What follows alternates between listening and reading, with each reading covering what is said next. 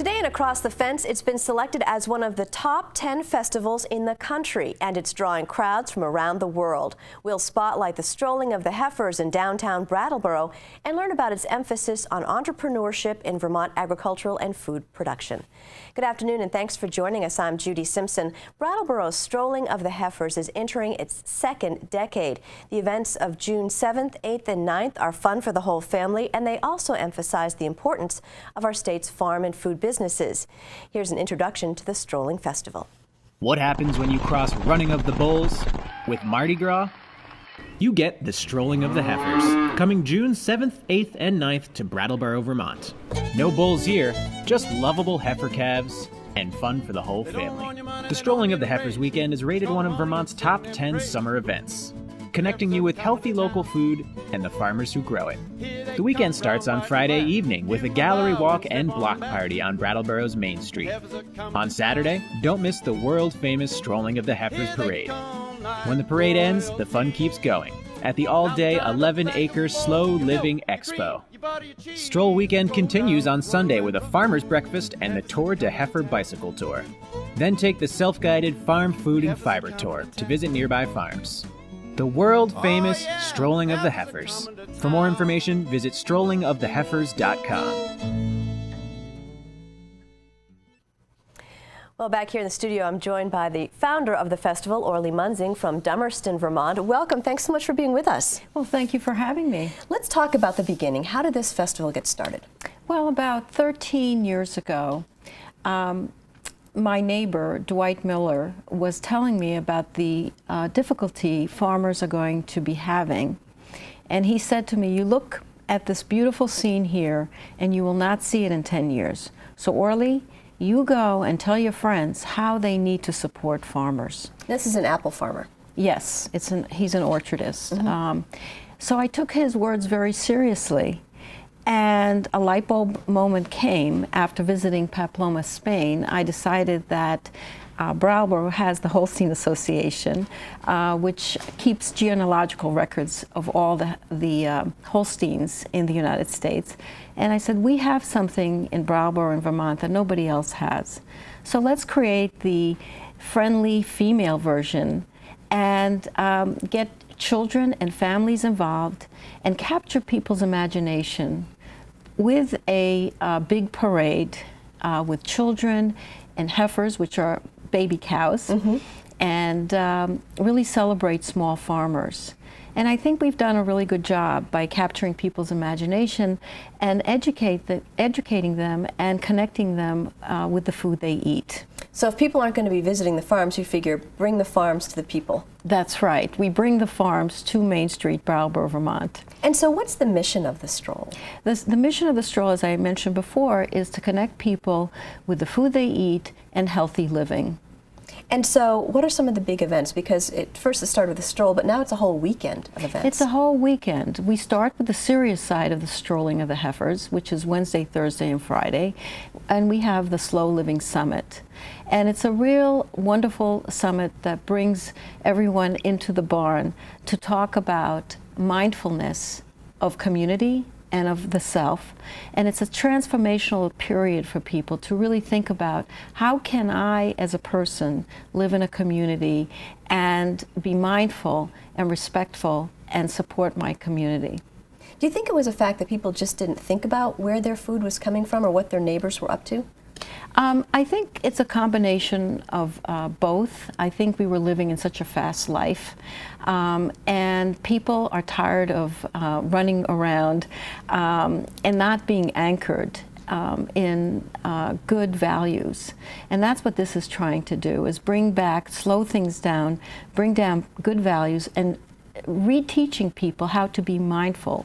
In the fast lane, it's what can I get out of everything, and in the slow lane it is how can I give back. The biggest gift one can give is to give of oneself and to give to others, and that's what this is all about. It's supporting our farmers, supporting our communities, and being good to ourselves. And being good to ourselves is eating healthy food and living a healthy lifestyle. Tell us a little bit about the Heifers, because you say, okay, well, we're going to stroll the Heifers down Main Street. Well, there's a lot more to it than just that. It is incredible. The 4-H club students work with the heifers 3 to 4 months before. They have to work with them and teach them how to walk on pavement, as well as how to turn and to behave themselves.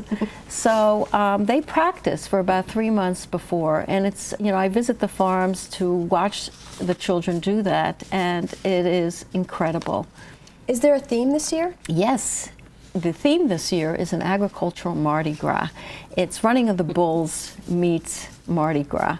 And it's going to be very festive and fun. And I understand all the heifers in the barns are getting ready, and they all have wonderful costumes, and they're getting their beads and wonderful hats and masks, and they're ready to stroll Main Street. Of course, as we mentioned, the Stroll weekend emphasizes local food. And to learn more about our farm and food businesses, we're joined now by Enid Wanacott, who is the Executive Director of NOFA Vermont. Thanks so much for being with us. Thank you. Now, how has local food and the demand for local food grown in Vermont? Well, in the last 10 years, it's actually grown over 50%, and that's the direct marketing. You know, Vermont has more direct markets per capita. Of course, Vermont's a small capita state than any state in the country, and we're really seeing that Vermont really is leading now in local purchasing of any state in the country. And so how does NOFA fit into that? Well, NOFA's worked since 1971 to build consumer demand and supply, but a lot of it, you know, you have to build the demand while you're also meeting the supply. So we do that through a farm-to-school program.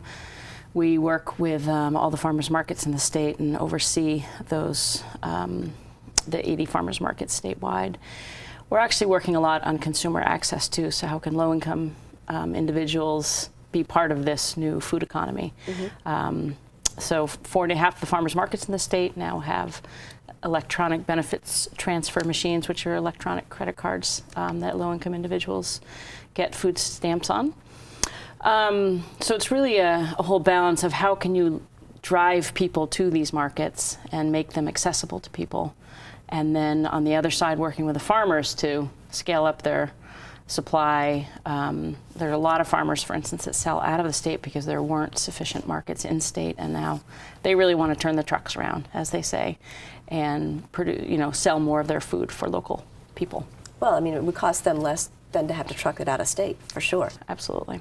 And so, Orly, we've been talking about the fun side of the strolling weekend, but there's also a very serious side of strolling with the heifers. The weekend includes something called the Slow Living Summit. You mentioned that earlier. Can you tell us more about that? Yes, the Slow Living Summit is the serious side of the stroll.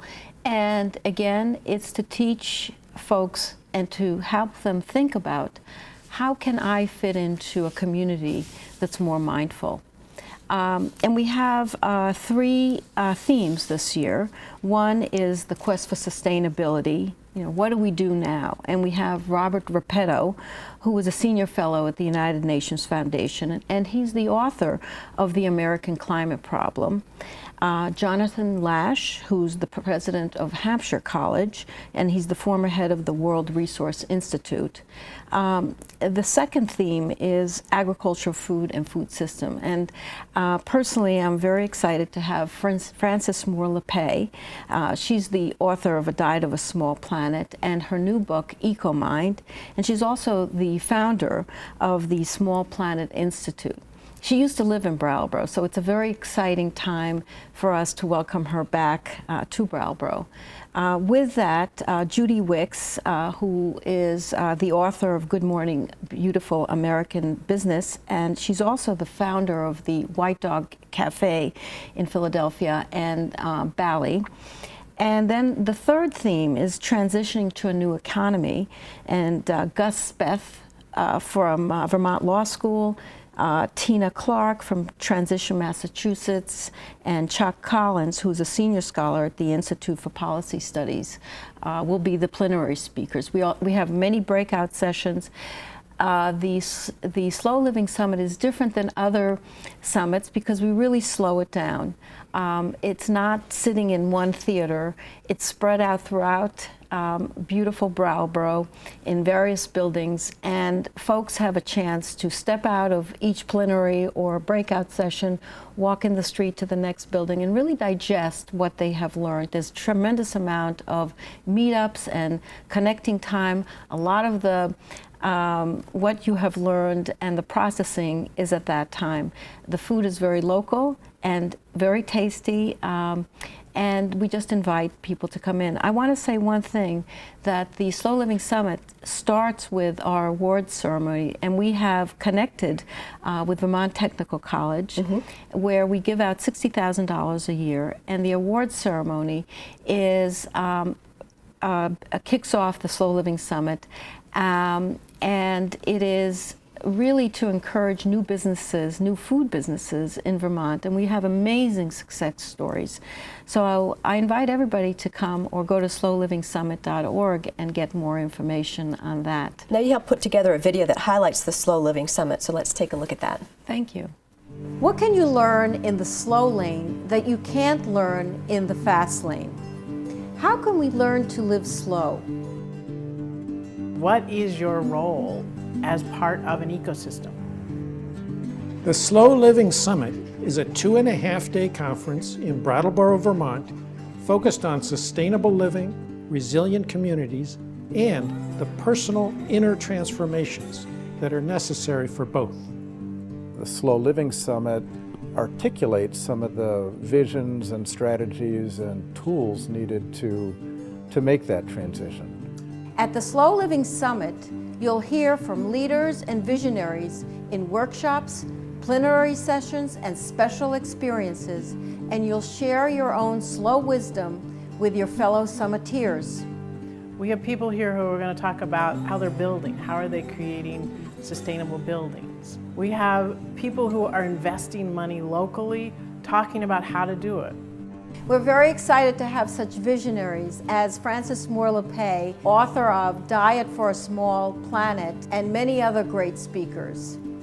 And what we're going for on this summit, our goal is to really help you look around you and see how you can interact with people in a different way. And that's what makes it a great conference. You know, you've got a farmer talking with a builder, talking with a business owner. The fact that it interfaces with the community rather than being, you know, situated somewhere off in some artificially lit conference center somewhere. The Slow Living Summit is really part of the entire Brattleboro community. Come listen, learn, and share. For complete information, please visit the summit's website, www.slowlivingsummit.org. Well, that's something. What do you want people to take away from this whole weekend? I want them to support our local farmers, look at themselves, and see how they can be more mindful of the community that they live in. I also want to say that we're very fortunate to have Merchants Bank and University of Vermont Extension as our sponsors. We couldn't do it without all the wonderful sponsors that are providing that. And also the listeners should know that the Parade and Festival is our fundraiser for all the good work that we do all year round, like providing the business plan competition and providing all the award money for that. So I invite everybody to come. Also on Sunday, we have Tour de Heifer, which is a wonderful, we try to get people back on the farms. It's a wonderful family bike ride, and there's wonderful food and music and so forth, and folks can ride from farm to farm and enjoy all the activities on Sunday with that. And if you're not inclined to ride a bike, we have also a friendly tour that you can do yourself. You pick up the map and there's various activities on the farms, and we have a farmer's breakfast.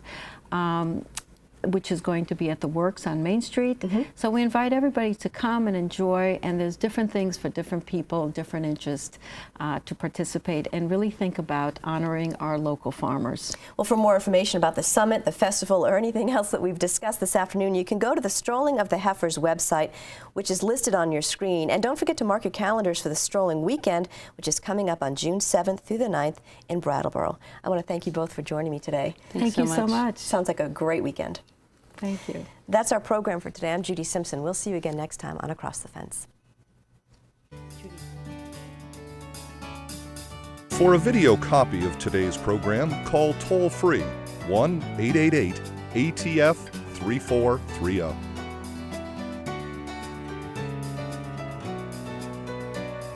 Across the Fence is brought to you as a public service by University of Vermont Extension and WCAX-TV.